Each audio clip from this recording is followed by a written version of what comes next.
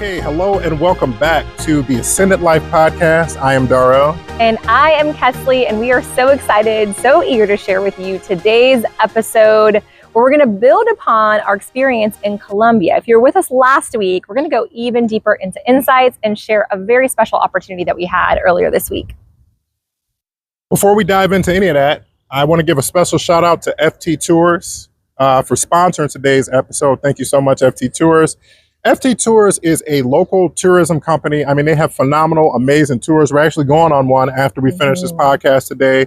They can take you out on the boats of Cartagena. They can take you out to experiences like Palenque, scuba diving, food, cultural tours, you name it, they got it. We actually did another tour. He's actually the one that took us to Palenque. Amazing tour. Thanks for sponsoring us, FT. Absolutely. Thank you. And thanks for the great tour. If you all are looking for a personalized experience where you feel like you are taken in by a friend or family, Fausto's your guy. This company is your guy, your group, and you're going to love it. You're going to love it. You're going to love it. You're going to love it. It's just amazing, honestly.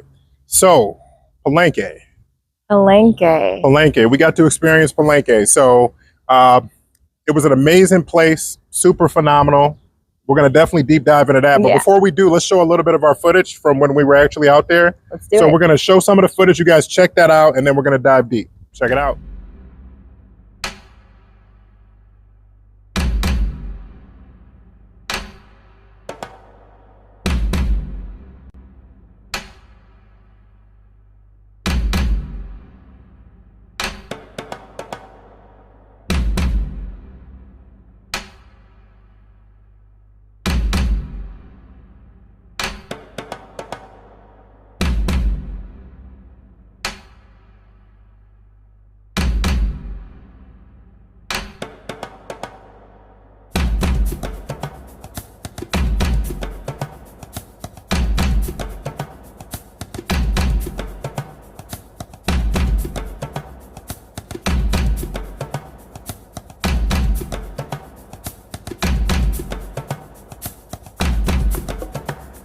Okay, and welcome back. So that was just a little bit of our experience, right? Just some clips from some of the stuff that we experienced, some of the culture and some of the things that we got. So I'm going to dive and explain some of the history as it was explained to us on the tour before we get into this. So basically, Palenque was founded by African kidnap victims. I mean, there's no other way to describe it. The people they didn't make it into slavery.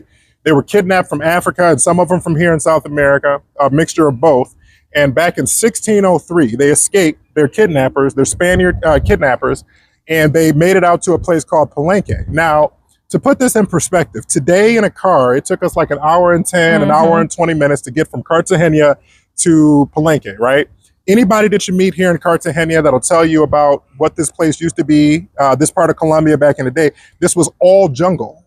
All of this was jungle. So these people would escape. And I guess it would take them weeks to make it out to, through the jungle to make it out to Palenque, but they did it and they founded this city, right? Or this village or city, or I think they call themselves a village, but when you're there, the energy is just like undescribable. We've been in Colombia for what, 8 months, almost a year? Yeah. Right? So in that time that we've been in Colombia, we spent some time in Medellin for like a month, and we've been here for the duration or the remainder of the time.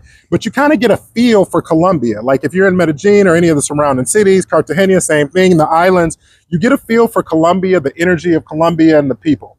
Palenque ain't that. You go there and you literally feel like you're not in the country of Colombia anymore. I don't know how else to describe it. I mean, what did you think about it? Yeah, I mean, just to kind of set the stage, right? So we're winding through these back roads, right? Jungle, and there's all kinds of farmland and things like that. And we pull into the community, and there's a big "I love Palenque" sign, and these women dressed in the local dress, singing, dancing, ready to welcome us and greet us. And we stepped out of the car, and I agree with you. It was like, wow, like we're not in Colombia anymore. Yeah. And the closest feeling or energy that I can relate it to is when I was in Africa last year, when I had the opportunity to visit Zambia. We went out to a remote village there, and energy, like from a structural standpoint, the villages were quite different, but energetically, it was very similar. I felt community, I felt unity. There was a lot of like, nature, right? There's, pigs and chickens and animals running around, and it was just very family oriented. Like Yeah. I loved it. But there was also this feeling of like kind of peace and ease and just relaxation and kind of like go with the flow that I haven't felt as much in other places in Colombia. That was kind of my take. What do you think about that? My biggest takeaway from the thing was when we got there, the guy made it a point to let us know that they don't have a jail. Mm-hmm. They do not have a jail there at all. And that kind of took me aback, like being from the U.S. We got tons of jails. We got enough to spread them out and donate some jails to other countries, you know. But they don't have jails. And he said it's because they don't have crime. Mm-hmm. And there's a whole village of people. There's like, what do you say, 4,000 of them or 6,000? I can't remember. Yeah. And no crime. They don't have police. They don't have jails. That was the takeaway, the biggest cultural takeaway for me. I've not experienced that and before. That was very interesting. And to build on that, one of the things he shared with us, I'm not sure if you heard this part or not, but he said that when there is a disagreement, right, like they have to go to the elders. They get the elder or elders involved to help them settle the problem so that there's not a fight. There's not, a jail that anyone needs to go to. Like they deal with things directly and interpersonally versus fighting or crime or things like that. I thought that was really interesting. That was phenomenal to me. In today's world, that's probably how we all used to be back in the day. Jails don't even make sense to me. No, but anyway, I won't dive into that. But to answer your question directly, that was my biggest takeaway. But yeah, you get there, and I haven't been to Africa yet. You remember I was watching our baby, so you could go, which was dope. What a good man. Thank you so much, well, baby. one of us needed to get over there. We did. Shout out Gia if she's watching. Gia and Dave, thank you. Yes. But so the key to being there, to me, or let me not say the key, but the key difference that I noticed while being there was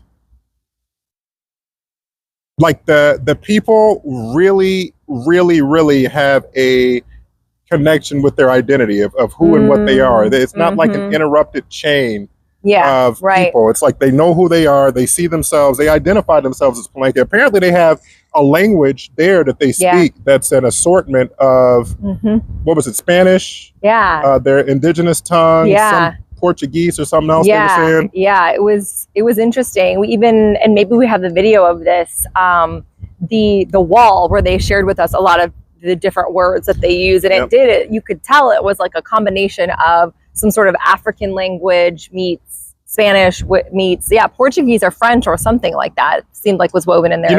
What we'll do is because we got that video. Let's cut to a quick clip of that video where the guy he's explaining that. Check this out.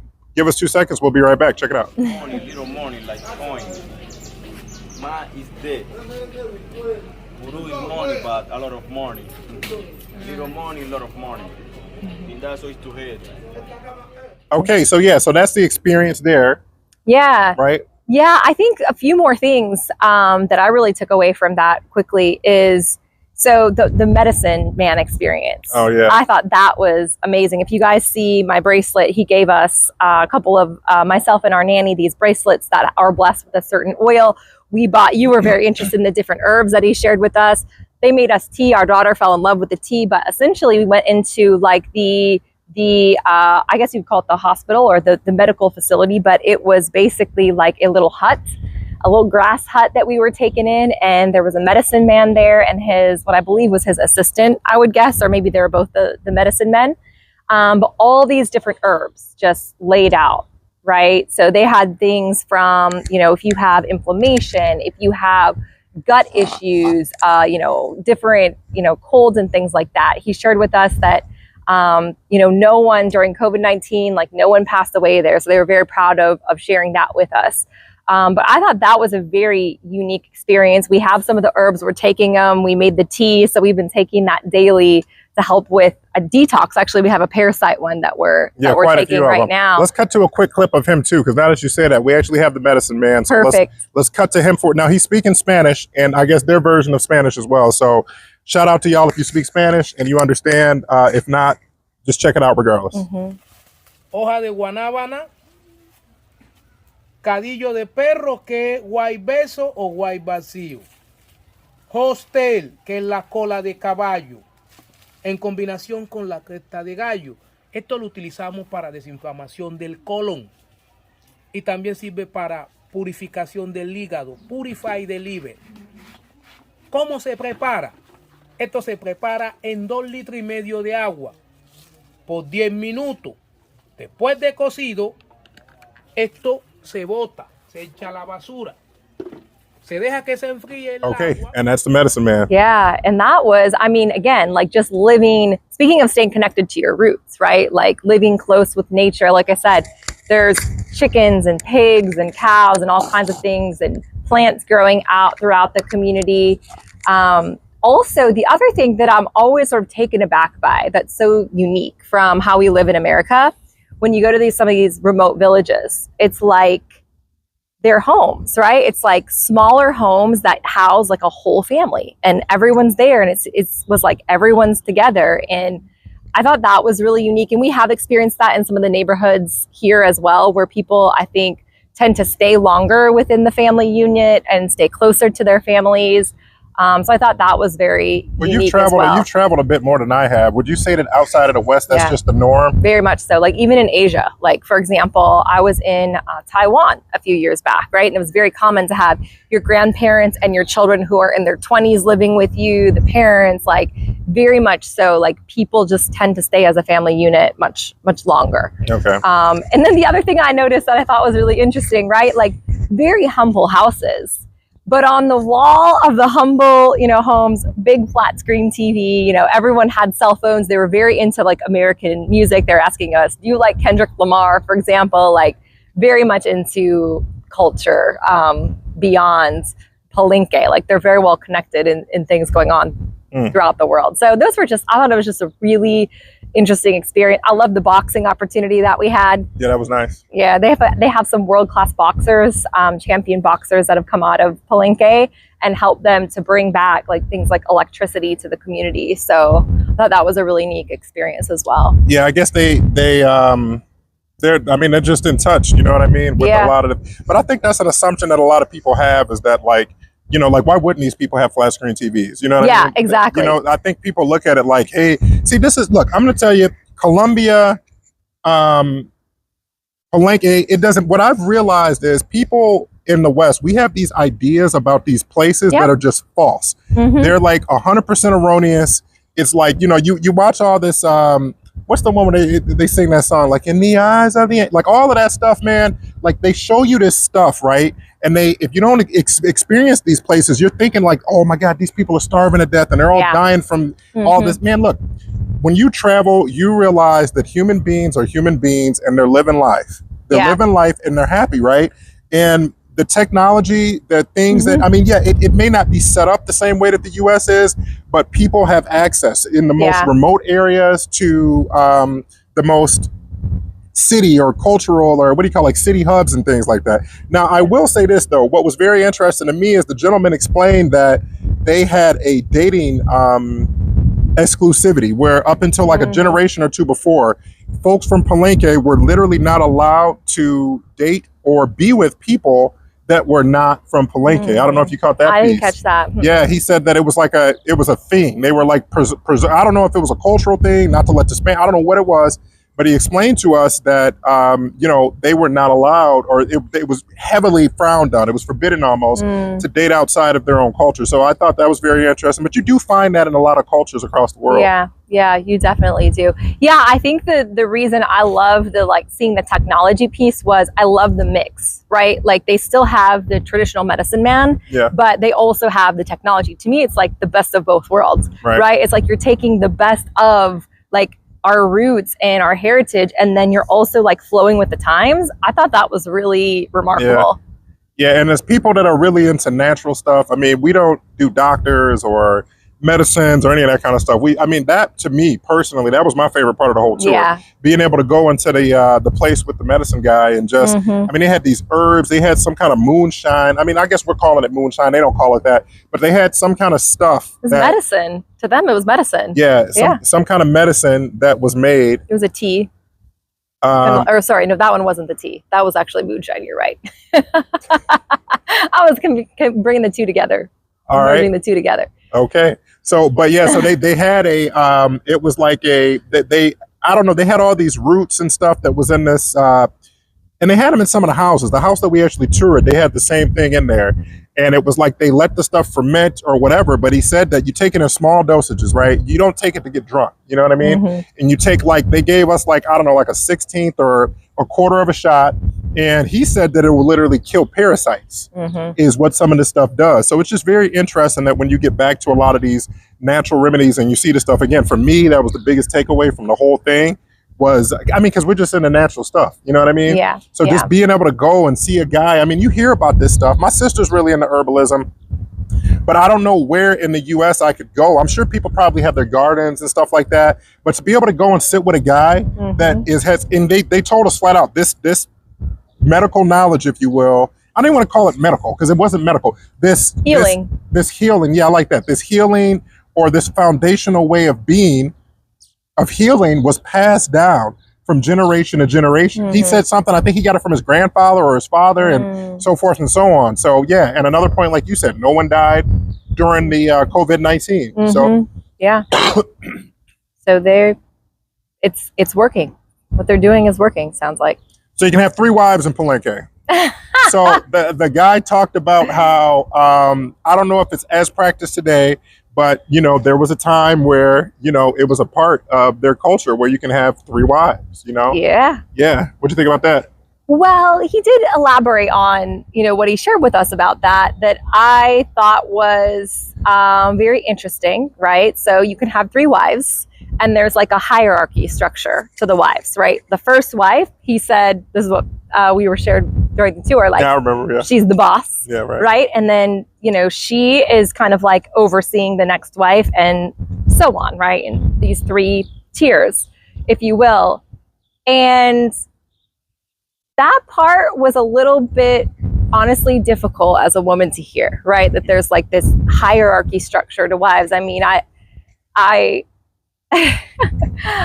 feel like, you know my beliefs on this, right? Like, there is man and woman and there is union, right? Yeah. There is a union. So when you start to talk about a tiered structure to wives, it is difficult for me coming from my background, you know. Don't touch the mic. You know, being raised with the cultural beliefs that I was, it's difficult to hear that. However, I thought it was interesting to hear, you know, how they do things. And I would love to hear like the sort of rationale or the why, or if there's a spiritual reason for that. That would be very interesting. We didn't get to hear that during the tour, but what was your take on it?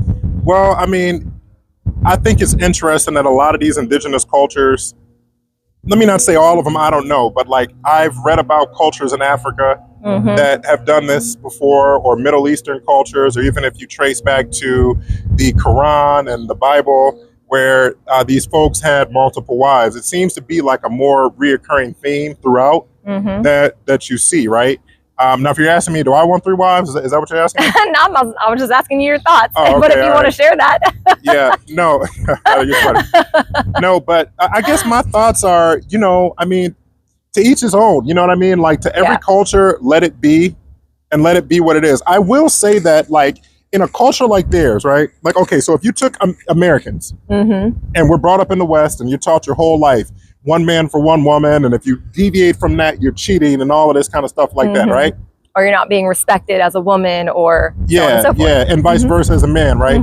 Now, from that standpoint, if you were to take one of us and put us in that culture, it would just seem crazy. You know, I mean, some guys would be like, yeah, you know, and some ladies too would like it, I'm sure. But for the most part, I feel like Westerners would feel that that's nuts. But just because they feel that way does not make it wrong. Right, now, exactly. Take the reverse, right? I'm not sure that they actually you know, living in this lifestyle currently, but if you were raised in something like that, right? Like, and you grew up in that, and you knew you had 3 moms, and your dad, you know what I mean, was your father, and you were just used to living in this more communal-based family, then, you know, it is what it is. Now, could I see the benefits, like, realistically, as a father now? Yeah. Like, if we wouldn't have to hire a nanny. If I, instead of having 1 wife, I had 2 more, I could say that. But you know what? To me, again, the reason why I think it would work for these kind of cultures and not ours is this. Everything in the West is like, it's all about separation, right? Yeah. It's all about, it's just us, and it's us and alone. You know, you go to Nigeria, the Nigerians are big on calling each other, every elder they see, the kids, you see them, their auntie, uncle, you know what I mean? So there's this more communal based thing. So if you're in a more communal based culture, by and large, then heck yeah, polygamy can work, or being married like that can work, right? And you can see the benefits. But being cultured the way that we are, I don't think that it's a wise way for US-based or Western-based folks to go. European. The only way to do it is if you were to be about that life, you would have to literally go and unculture yourself and unlearn things. I don't see how it would be a success. For a Westerner. I agree with you. Yeah, it's bringing to mind a couple of different things, right? Like, let's say you're in that structure. Your fulfillment, because women still crave, from basically every woman I've met and interacted with, like that community, that love, connection, right? Intimacy. So in a structure like that, that feeling of connection probably wouldn't just be coming from your spouse, right? It's going to be coming from your sisters, your cousins, your brothers, your like community, like true connection is going to be coming from like many, many different more people. And there's a woman who does a lot of research in Western culture. Her name's Esther Perell. And she talks about how in our Western culture, we sort of depend on our spouse or our partner to kind of be and sort of meet that need for connection or intimacy in a way that like other cultures that are more community based do not, or more and I think polygamy is part of it. And I think that's highly foolish. Now, I'm not getting into polygamy, but to put all your I always say, babe, we have to have our social lives. I need my friends, you know what I mean? And we need family and things like that. But it's like, you're right. I don't know where that came from. It ain't biblical. I don't know where that came from, that you get your husband and the wife and that's it. Everything is put on this person. Like, I do believe in partnership in a huge way. And, a man and a woman, I mean, I look at the things that you and I have accomplished together and you can definitely accomplish a lot, but to the exclusivity of everybody else, or to cut off your best friends or I've known people, everybody knows that guy or that girl that gets in a relationship and just says to hell with everybody else, you know? So I don't, for me, think that that's necessarily the healthiest thing. I think that, but again, if you're raised where, I mean, I've heard people say this, their whole goal in life is to just provide for me and mine, right? For me and my family, or my immediate family, you know what I mean? And I do think that like being in Palenque showed that, like, I think what's going on is we've taken on as a world, we've lost to all peoples, we've lost, and this is for Asians, for Africans, for Indigenous Americans, Hebrews, for everyone. I think we've lost our own ways of living in favor for Eurocentric ideas, right? So the whole idea of just me and mine, that's very European. That's very European, right? Like you said, you were in Asia and you see these families living together for long periods of time. The same thing in Africa, right? So I think that it would be wise at this point for all of us to get back in touch with a more community-based thing. I agree. And go from that point. Because this isolationism, it ain't working. It's hard to raise a kid just with two people and that's it. If we didn't have our nanny, oh my God, God. Yeah, I mean, that was something that like I really loved. There was that community feel there, like we said earlier. Like people's doors were wide open. They were sitting out front. Like they said, everybody literally knows everybody. This kid, there was a small, how old was that kid that rode by on the horse? Maybe like 7 or 8? Eight, man. So we're standing there, right? And all of a sudden this horse like whizzes by on the street with this, gallops by with this little kid. We're like, how old is he? And of course our tour guide was like, oh, that's so-and-so, he's however many years, and I think he was like the one guy's cousin or something. Like everybody's connected, everybody's family, everybody knows everybody, and you could tell that people are kind of looking out for one another, and I really loved that energy. And I'm happy you spoke on the age. See, another thing that I've noticed, and in Palenque and in these Spanish-speaking countries, right? Like in the U.S., we say, how old are you? Yes. Right? Which means how old? Like how, okay, so old, they're saying period that you're old. How old? How much old do you have, right? That doesn't exist in Spanish. In Spanish, you say, ¿cuántos años tienes? Which means how many years do you have, right? And I know people that, like Fausto, shout out FT Tourists, like Fausto, he literally says, hey, how many years do you have? How many years are you? You know? And I think that when we get into mindfulness and meditation and things, we understand that to think, how old are you? It's literally aging you. And I think that that's one of the reasons why you go to like a lot of these other countries and these people feel just overall more youthful. To me, in my travels, again, I haven't traveled as much as you, mainly the US, Canada, Mexico, and Latin America. But to me, the life force energy, I mean, you can say it's because of the tropics and all this other stuff, which I'm sure it has a part to. And the natural foods and all, and all that kind of stuff like that for sure. that being said, I think there's something in the language and the life and things like that. You know, it is definitely a more flowing language. Like if you're evolving or growing up in an area that's super cold, I could see how a term like "how old are you" would evolve. You're just used to seeing people grow and die, you know. But if you come from one of these more tropical life, I mean, it's just life everywhere. I mean, I'm sure there's been birds flying behind us. Yeah. There's just life everywhere, and the life doesn't stop. How about that? Like there are no true seasons as we consider them. How we have summer, fall, spring, winter. Rainy and wet here. There's rainy and dry. That's it. 2 and 2. You're either in the rainy season, which we're in now. That's why you don't really see the sun right now. But the rain lasts for like an hour, and then it's just a nice day again. And then you got the dry season, which my God, it ain't dry. It's super humid, but it's hot. Yeah, it's hot. You know, and you know, I think we researched this, and the majority of the populations of the world actually more people live in areas where there's only the 2 seasons. Yes. Wet and dry as opposed to these 4 seasons. Yes, which I was speculating on for some time. I'm like, you know, I grew up in North Dakota, y'all. You've been saying that. I've been saying this. I'm like, I just do not think people are meant to live in places that cold and with that drastic swing of light. So God bless if you live in North Dakota and you love it. Many of my family does. Shout out to all of you. Shout out. But I'm like, Tweets. Man, like this, for me, this balance of day and night and this like lack of extremes in terms of my body trying to adapt to these different climates, being able to get fresh food all year long. I'm like, man, there's something to this in terms of, I think, how humans are. So when we went from 2 opposites of the extreme. Yeah. So we did our first public speaking gig here. Well, we weren't here. I'm sorry. So we were in Cartagena, which has like 120% humidity every day. And then we went to Colorado, which I did not know has like negative humidity, right? And when you get in that type of aridity, literally for me, it felt like my throat was closed. And I don't know how else to describe it. It was like no matter what I did, there was no amount of shea butter, there was no amount of coconut oil. After living like this, no amount of water, there was no amount of water that we could, you know, so you really being in areas like this, you realize, I mean, your skin is your biggest organ. I mean, let's talk about it. Yes. Let's talk about it. People don't want to, your skin is an organ. It's your largest organ, right? And you absorb water. It was something like now don't quote me on this number, but it's something like 1/4 of a gallon of water a day. Wow. Through your skin. Don't quote me on that, but they say through like showering. But if you're in an area like this, through the air, because you know it's hot as it is, we don't even drink as much water. Hardly. I mean, we eat a lot of watermelon and eat a lot of fruits, but I don't drink find myself hardly any like water even anymore. when it's that hot, you don't find yourself like that. So I think there may be something of the things that that you've been talking about for some time about people being meant to live. No, I'm serious. Like in these areas, and there may be some people who are meant to live in cold climates. I don't know. I just know that I'm not one of them, and I feel that I really have been able to thrive living in this tropical climate. So what would you say is the biggest, you know, you said that you've been able to thrive living in this environment. What would you say is the biggest difference or, I don't know, vitality piece that you've gained or what do you feel?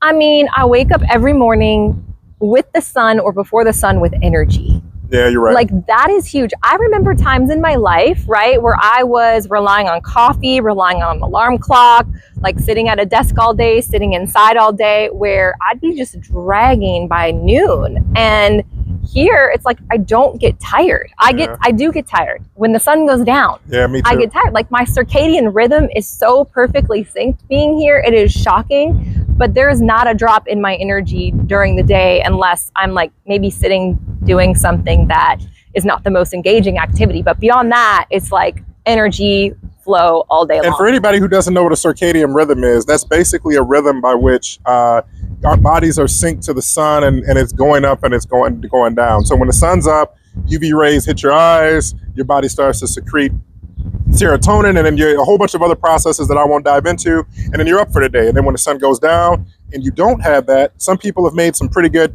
arguments or showed some interesting studies. The moon and the sun, they don't reflect each other. The moon gives off its own light. It is not a reflection, all right? But anyway, there's something to say that either the moonlight itself or the lack of the UV from the sun, you start to secrete a hormone called melatonin, right? And then your body goes into these 2 different phases. So I can't agree more. Yeah. Like I feel completely, we don't need alarm clocks. No, we don't. I haven't set an alarm. I haven't set an alarm, and I don't know. You're right. I mean, when we were back in the U.S. for, you know, the speaking engagement and things like that, but no, beyond that, like, You don't we need an do alarm. have a daughter that helps us wake up sometimes, but she wakes up with the sun as Yeah, well. yeah. She's synced to the sun as Oh, well. she's 100% Perfectly. synced to the sun. Like the Yeah. sun goes down, that girl's gonna be out within an hour or two. Yep.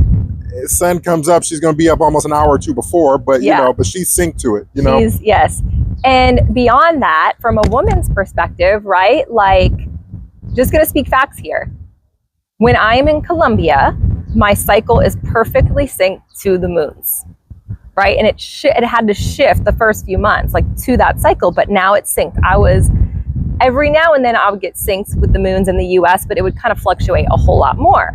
When I went back to the US, it would mess things up for like a month or two after, and then I would get cycle synced again. So why that is, I don't know. I can't put my finger on the exact thing, but I can tell you that it's been amazing for that cycle syncing, if that's something that people are interested in. I would have been very interested in you speaking as a woman with some of the women of Palenque about things like this, about their cycle, about their idea of community, and about, because we didn't, you know, when you're on these tours, you don't really you get to interact with folks, but not to that degree. These guys, they have this whole agenda that they have to take you on. You know, they have like, hey, at this point we're here and there. So we didn't really get to interact with as many locals as I would have liked. Yeah. But I would be very curious as to like a lot of these people who live this whole complete, I mean, there's like, when we were there, to bring it back to Palenque, as you said, there were literally black hogs. I've never seen nothing like this. Huge, just walking through the streets, minding their business, doing their things. Families of chickens coming around. I mean, you'll see chickens in the US, you know what I mean, just walking around in some places. Yeah. But, and then the cows, oh my God, to see how green that grass was, and to see how those cows were just walking. Yep. And they were just living life. Yeah. You know what I mean? And this one area was a farm. That's another thing when you start to see these organic farms. You know what I mean? Martin Goder could probably talk about this, but when you see these organic farms, to me, it didn't even look like a farm. It was just like, I thought it was just a wild area where stuff was overgrown. They're like, no, bro, that's a farm. Yeah. And you can tell, because we're so used to everything being linear and gridlocked in the US, but like these other places with this more earth-based, organic-based stuff, it just, they just flow and it works. It really works for them. Yeah. Yeah, the one thing that was really interesting that I guess is worth mentioning, because you mentioned like women's health, they do not allow home births in that community. Remember that? Yeah. They said that, at least not like, people probably do it, but it's not the norm.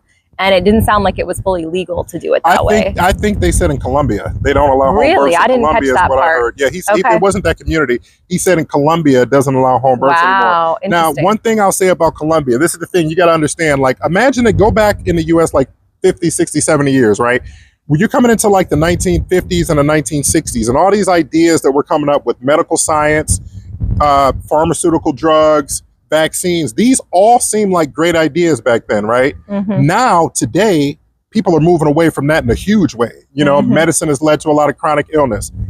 Pharmaceutics have led to all type of issues. Vaccines, no comment. So those are the kind of things that were going on in the 50s that we thought were a good idea and we lived through for 50, 60, 70 years. And now we have a country overran with obesity, disease, and chronic illness, right?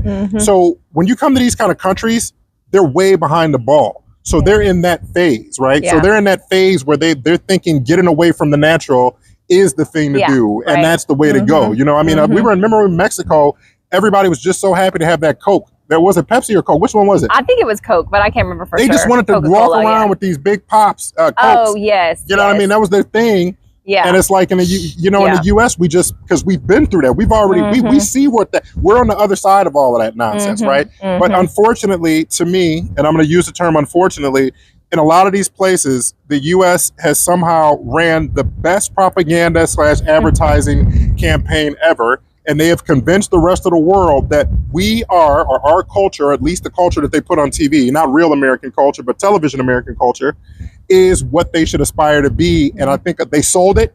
They sold that. And I think a lot of people bought it. Yeah. I think a lot of them bought it. I would say that, the part I can speak to is the places I've traveled from, Asia to Africa to South America. I mean, you do see a lot of American culture, music, television shows. Like, it definitely is influential everywhere.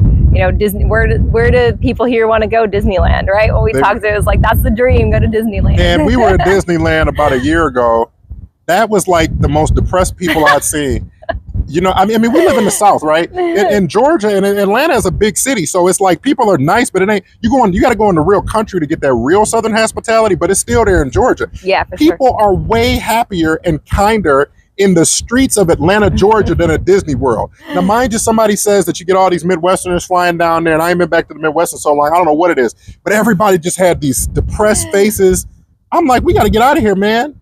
Yeah. We were meeting my family there. I was like, what's happening, man? I don't know. There might have been a lot of people on like a sugar crash there, right? Like there's a lot of sugar in a We lot saw of a lot of people there. There was a lot of people. I don't know. I don't know. Are you getting sponsored by Disney or something? I No, feel like I'm just saying, like, I don't know, but that's like one theory, right? Like there's a lot of like maybe they don't have as much sun. I'm just saying that like you go to like Atlanta, Georgia, or even a Houston, Texas, or a Savannah, any of these southern towns, and I just saw way more cheer. No, but I agree with you. I agree with you. There was the energy there was very different. Maybe we got to do a whole podcast on Disney. Yeah. But to bring it all back to Palenque, to me again, it was a very unique experience. I hadn't experienced anything like that, but they too, in a way, they have this. They want to hold on to their culture, but then they want to modernize as well. You know what I mean? And that's like you said, I think they're finding a good blend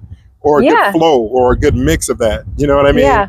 And like you said too, I like how they showed that like you can have a flat screen, but then you can also have your medicine hut. You know what I mean? But a lot of people think it's either or. You know what I mean? And it's a two-way propaganda machine we got going in the US. So we have what they export out to the world and what people buy and believe, but then you have the opposite and adverse, what they tell you so that you don't travel and go to see these things on your own. You know what I mean? Yeah. Again, I said it on episode 1. If you ain't been there, I ain't listening to you. I mean, seriously, if you're going to tell me about a place that you haven't been and why I should or shouldn't go, I can't listen to you. Always talk to someone who's been there. Always Vlogs can be really good. Videos like this can be really good. But if you know someone who's been there, that's always going to be your best source of information. That is going to be your best source of info for sure. Yeah. For sure. Anything else about Palenque that you think was interesting? You got to check it out for yourself. Yeah, you really do. I mean, just everything was just, it was amazing. Yeah, I would say, I mean, we've had a lot of highlights, but that was definitely one of them for me. That was one of my most memorable experiences. I mean, if you're into music, they had this local studio where they have this Palenque style rap, I guess, and they're partnering with Damen Marley. I guess Damen Marley was in that studio. So anyway, Damen Marley was in this studio, and from him being there, apparently, you know, it brought a lot of life and vitality to the folks that are rapping there or doing. I don't know if it's rap. I think he said it was rap. I don't know, but this group is going from here to Jamaica to record with him. So I thought that was really cool. The murals were amazing. You know, the other part that was really, I thought was really cool was how they talked about they would use the hairstyles of the women. Oh my God, I can't believe we missed that. For like how to escape, right? Like they would put the maps in the hair. Maybe you want to talk more about that. So to go into detail, basically they have this intricate braiding system that the women you see in Cartagena to a lesser extent, but in Palenque to a much greater extent. And what they would do is they would literally use the rows of braids in their hair to draw maps. But then they would have another map that was deliberately made nonsensically to throw off the Spaniards, because I guess they somehow got hip to them. Somebody must have snitched or something. But they literally made another one where they made patterns within patterns so that if you didn't understand the code, you couldn't crack it. It was genius. I mean, just genius. Yeah, that was genius. So yeah, there was a lot of art like depicting the hairstyles and the food. Like there was one, we all love watermelon or sandia. So there was like one that was like watermelon art. The art was beautiful, so colorful. All the houses, like the color of the houses, like beautiful, bright pink and blue. You guys will see that on the video.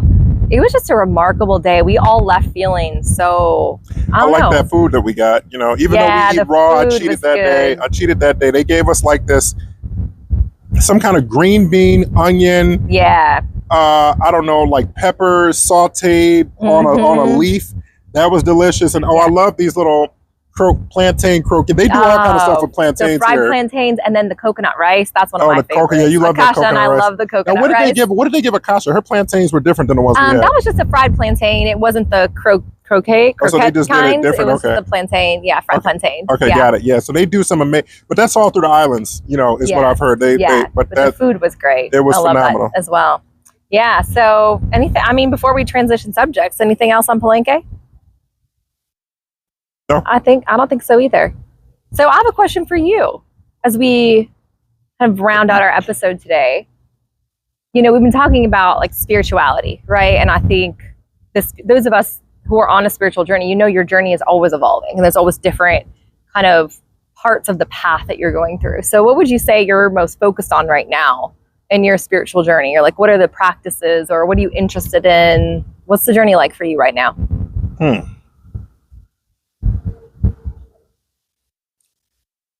We're going to have a whole different episode for that. Oh, wow. Okay. That's entirely too much for me to just say after coming out of Palenque. Okay. I mean, I would talk for like 20 minutes, literally. Okay. Well, there we go. That might be one of our next episodes, guys. Well, no, our next episode, we had already discussed it. We're going to be talking about, so another thing that we noticed being in Colombia is this, right?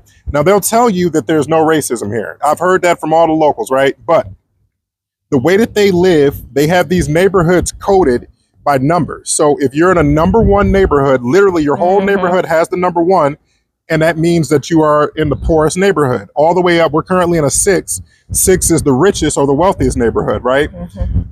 Now, they'll tell you there's no racism, but I've noticed that the people that live in these certain numbers tend to look or follow a certain color code, if you know what I mean. There's certain colors of people. I've noticed when I'm on the beach in this number 6 area, I'm one of the only people of my skin color that's actually out there who is not working. All the other people that are my skin color here are working. That's the first part. Number 2, you don't really see interracial relationships here at all. I don't know if the term interracial is right here. I don't know how they consider it, but people of different darker, I mean, you see them, don't get me wrong, but it's nowhere like the US. It's not even close to like the US or Britain. That's number 2.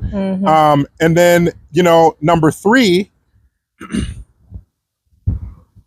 you know what? I'll save number 3, but I will. No, I really will, because I don't want to dive into that. I really don't want to dive into that, right? Perfect. So I want to talk about our experience as an interracial couple being in Colombia, and then we'll segue that next week or into our next episode into just interracial relationships overall and our take on being in I guess what you could term as an interracial relationship. Yeah. You know what I mean? And then we'll take it from there. That'll be a good video. I think people will like that one.